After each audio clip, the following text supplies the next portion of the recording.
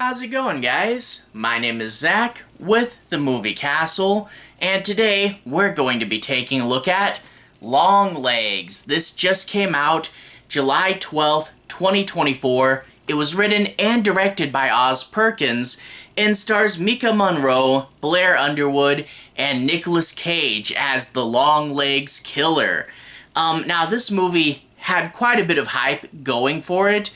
The marketing was super vague and cryptic, and I don't think they even showed you Nicolas Cage in costume, so that when you actually saw the movie, it would be a pretty good surprise.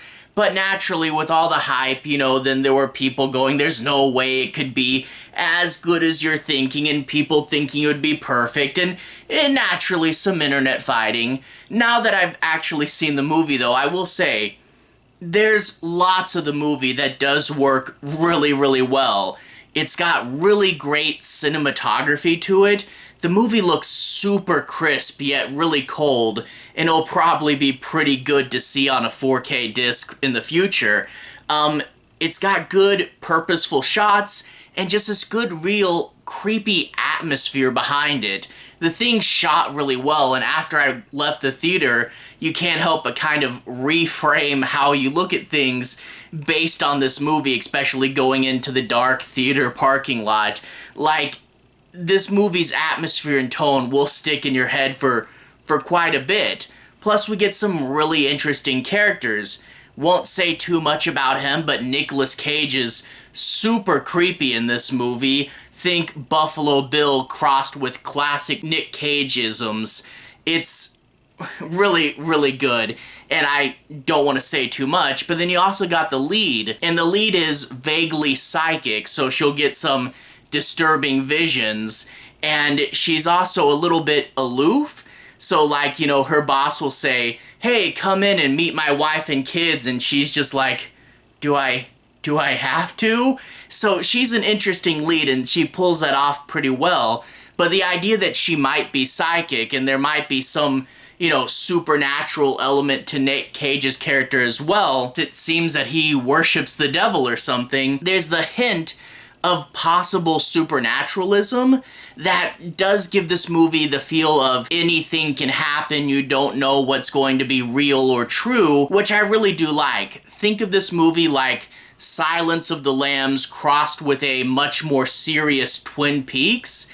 And I think it in general comes out pretty well. The elements that I don't think work, sadly, are kind of the mystery. Like, the mystery is well thought out, but they kind of jump through it a little fast.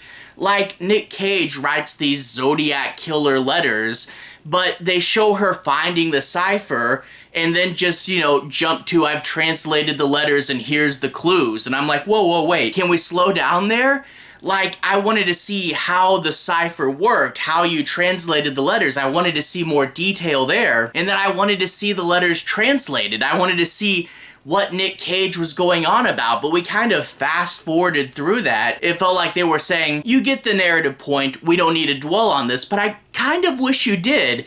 I guess we're going to have to wait till it comes out on physical media and someone will figure out all the clues and we can do a deep dive then. But until then, it feels like we glossed over several things. Also, this is one of those that when we get to the end, there is a bit of over-explaining. I'll try to keep it very vague, but there's a bit of over-explaining and exposition, and also it's like, yeah, the whole movie was about this one thing that necessarily wasn't set up super well. And yeah, I don't know, the ending might ruin it for some people. I thought it was good, I just kind of wish there was a better transition to get there. But whatever, I gotta keep this vague. Overall, I do want to say, good atmosphere, good shots, good cinematography. It keeps you in the world and gives you this creepy feeling, and that's really good.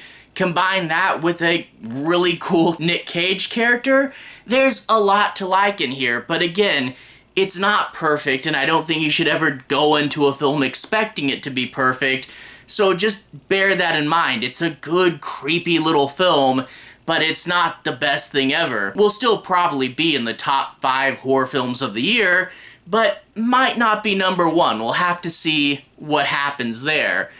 Anyway, without further ado, I do want to take a moment and talk a bit in more specifics. Now, I know that with new movies, people are super sensitive to spoilers. I'll try to be avoiding the end, and I'll try to avoid anything too big. I'll try to keep the spoilers minor, but that being said, if you want to go in not knowing much at all, feel free to pause the video here and come back after you've seen it. I just want to dig in a little deeper. Anyway, we open up with a girl back in time, and I do like when they're back in time we get a smaller aspect ratio and it feels like it was shot on film. The switching up of the cinematography is a fun device, but this girl will encounter Nicolas Cage, who has his long legs on today.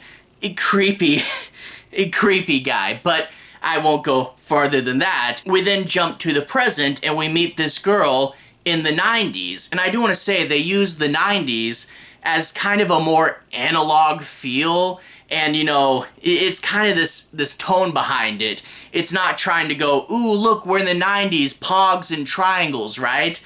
But they do kind of have that where it feels like a memory, and I do like how they use the 90s in a more authentic way here. But anyway, there's this girl, she's an FBI agent, and on her first day out, she's somehow able to, amongst this whole neighborhood of identical houses, say, our suspects in that one, we need to call it in. So the Bureau tests her, and she has a really good perception rate. She doesn't know if she just has really good hunches and intuition, or maybe she's a little bit psychic. Well, it's not gonna just point her to the mystery's ending, but it will give her some helpful, creepy visions along the way. And the Bureau says, hey, you're psychic, let's put you on the hard case. And that's where we get the case of the Longlegs killer. Now, the Longlegs killer is a really interesting idea. The idea is that there's a series of seemingly unrelated cases where the father went nuts and killed his whole family. A tragedy, but an isolated event. Except for there's letters in a cryptic code, kind of like the Zodiac Killer, and they're all signed Longlegs. So these should be unrelated events, but there's the notes. And the thing is, they don't find any traces of the Longlegs Killer himself in the murders, so it's almost like he has some sort of influence. Again, you wonder, is this going to be like magic, or is this going to be like CIA mind control? How is the Longlegs Killer able to influence the fathers? That's a really interesting and super dark question. Other than that, there's very little connection. There's a few small details that are going to be the clues that she's going to have to figure out, but again, not going to divulge the whole plot here. But she'll get to work, and of course, Nick Cage will make a contact with her, and, you know, you do get the classic where the villain singles out the detective, and how does he even know her name at this point? And I will say, Nick Cage is on the screen the right amount, because if you see him too much, he loses his mysterious air and creepiness, but if you have him on too little, you don't feel like you got in the full Cage experience, and I feel they do a good enough job at showing you just enough this character without ruining him, so that is really cool. Won't go into detail, but good, creepy Cage character. And I will say, one of the elements I really did like about this movie is between her psychic visions, which are cool, creepy visions, and the fact that Nick Cage is somehow controlling people, there is the flavor of the supernatural in here without being too explicitly supernatural, and you do kind of wonder how much is going to be real and how supernatural horror it's going. And I feel that you don't get enough where it is in the middle ground like that. Either it's super obvious one way or the other, and I do like where you don't know if there's going to be a rational explanation or not.